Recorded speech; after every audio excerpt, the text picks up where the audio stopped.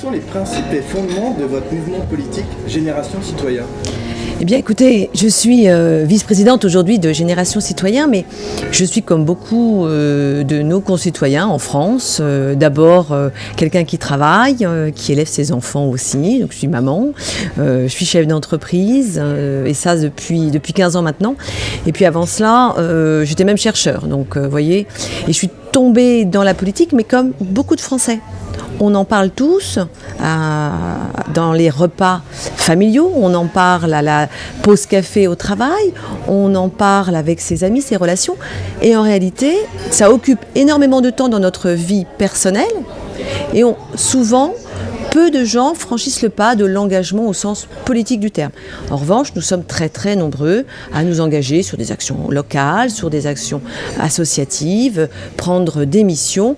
Et je crois que comme beaucoup de Français, eh bien, moi je l'ai fait très très tôt, d'autres également. Et un jour, je me suis dit, il faut passer à l'étape supérieure, il faut pouvoir porter des propositions concrètes pour que les politiques publiques et que notre système puisse avancer comme nous en débattons autour des tables.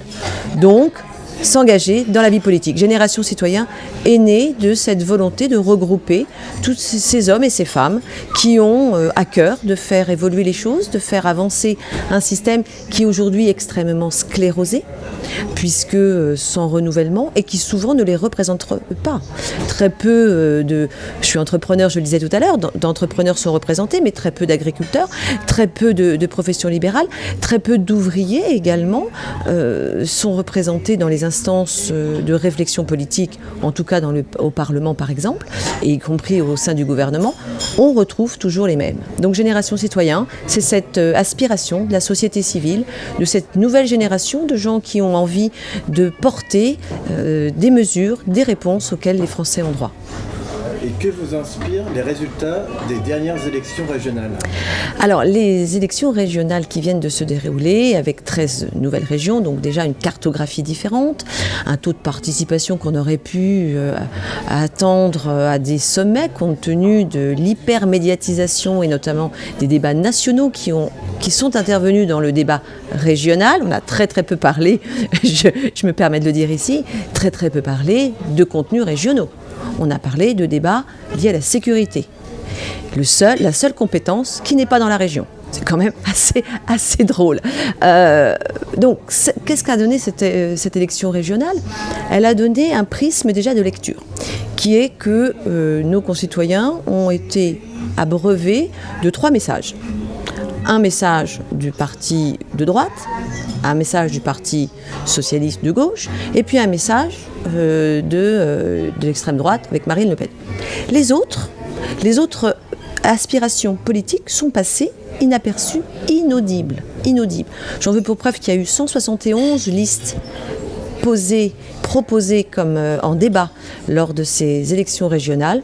On en a entendu très très peu ont été audibles, et lorsqu'on regarde les résultats, ça c'est jamais vu, c'est pas du tout une organisation en courbe de Gauss avec une répartition des messages, c'est d'un côté trois mouvements qui ont occupé les médias et donc les suffrages.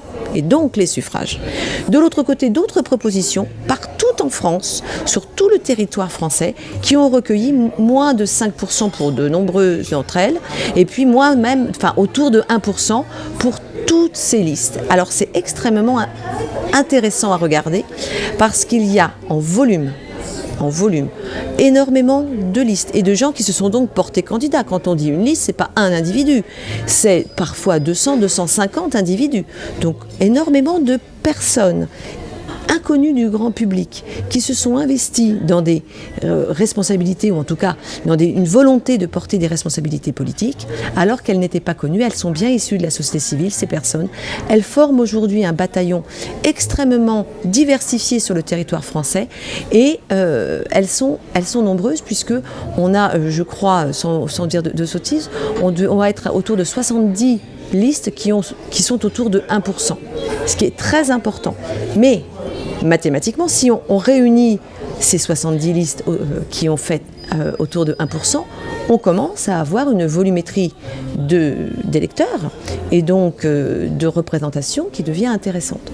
Il y a donc une réflexion à porter, qui a été la nôtre d'ailleurs à Génération Citoyen, et qui, et pas exclusivement chez nous, mais bien sur d'autres également, qui est de se dire qu'aujourd'hui, on assiste à un système, on voit très pyramidal, on voit dans les autres mouvements, où la force, la massification fait force de loi. Et puis si on regarde ce qui se passe vraiment dans le vrai monde, on parle d'ubérisation pour le monde de l'économie. Qu'est-ce qu'on dit par là ? En partie, qu'est-ce qu'on va y retrouver ? La force des petites entités. Qu'est-ce qu'on retrouve dans le terme ubérisation ? Entre autres, c'est cette nouvelle organisation réelle dans le monde économique, dans la vie sociétale également, et pourquoi pas dans le monde politique demain, qui est que la force de plusieurs entités devient plus importante que celle qui avait le poids au départ.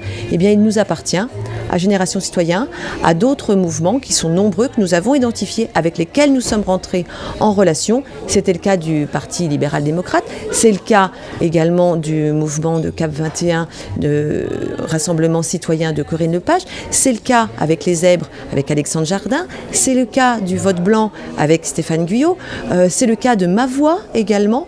Toutes ces structures, et j'en oublie, on en a énormément avec lesquelles nous dialoguons aujourd'hui, toutes ces structures, si elles sont organisées et structurées pour agir, je ne dis pas fusionner ou rassembler et unifier, on perdrait nos âmes les uns les autres, c'est pas du tout ça.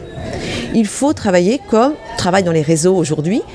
Tout le monde a légitimité à organiser une prise de parole, simplement il faut que nous nous mettions en ordre de bataille pour un objectif majeur qui est celui de 2017. Qu'est-ce qui va se passer en 2017 ? Si on ne fait rien, on retrouvera les élections régionales que l'on vient de vivre. 3 acteurs majeurs, rien d'autre. Parce qu'une dissémination qui ne sera pas audible. Il faut que nous soyons audibles. Et qu'est-ce que nous avons en commun ? C'est simple, nous avons en commun la volonté, de renouer avec une politique de représentation. Que nous soyons, tous nos concitoyens français, représentés et décideurs des politiques publiques. C'est une chose que nous avons en commun avec tous ces mouvements.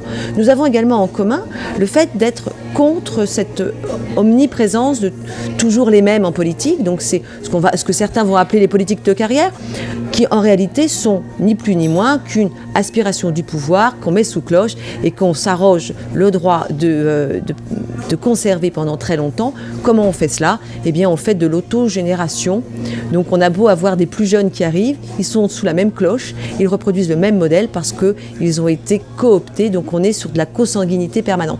Donc, stop à cette consanguinité en politique, et on sait ce que ça donne, la consanguinité, y compris dans le monde du vivant. Donc, on ne va pas pouvoir résoudre les problèmes de l'adaptation de demain, de la nouvelle politique, si on est toujours dans la reproduction de nos anciens systèmes avec ces personnes. Donc deuxième élément. Puis le troisième, c'est de faire le constat collectif que nos structures d'organisation républicaine, la 5e République aujourd'hui, n'est pas constituée pour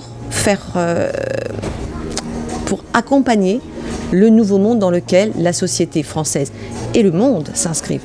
La mondialisation, l'arrivée du numérique, la pression écologique, tout cela nous demande collectivement d'avoir plus d'agilité, plus d'intelligence collective, voire coopérative, beaucoup plus de coopération entre les différents acteurs privés, publics, de la recherche, des citoyens. Tous ces acteurs doivent réfléchir à une nouvelle façon d'organiser nos sociétés. C'est certainement pas la 5e République qui a été fondée absolument pas sur ces principes-là, qui pourra répondre à ces enjeux. Nous avons donc 3 enjeux que nous partageons. C'est largement suffisant pour que tous ces acteurs, ces think tanks aussi, il y a des mouvements politiques, il y a des think tanks, des lieux de parole. Moi, nous parlons pour un certain nombre d'entre nous. Je suis auteur d'un ouvrage, comme vous le savez, où je suis invitée à m'exprimer sur ces sujets-là dans ces groupes de parole. Des think tanks sont aussi des caisses de résonance de cette volonté, cette aspiration de la société à autre chose. Organisons-nous, structurons-nous, et en 2017, nous serons, j'en suis sûre, capables de porter des paroles, ou en tout cas, faute de candidats, si nous en avons un, très bien. Si nous n'en avons pas, nous pourrons quand même travailler sur le fait de nourrir un débat politique avec ce que nous représentons, et c'est de plus en plus important aujourd'hui.